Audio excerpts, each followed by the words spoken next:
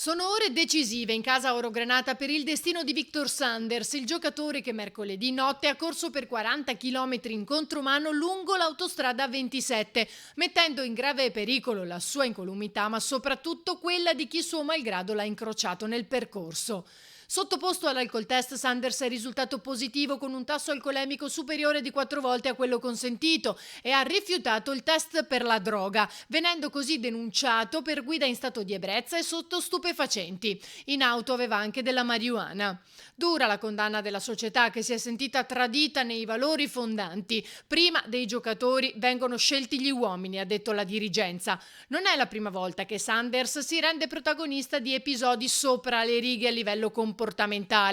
La folle notte dopo la vittoria in Eurocup contro Patrasso è infatti arrivata dopo l'episodio dello scorso gennaio, quando, persa la trasferta di Varese, il giocatore è stato messo fuori rosa per un episodio mai chiarito dalla società avvenuto negli spogliatoi e, secondo indiscrezioni, riguardante un pesante diverbio avvenuto con coach De Raffaele sulle colpe della sconfitta.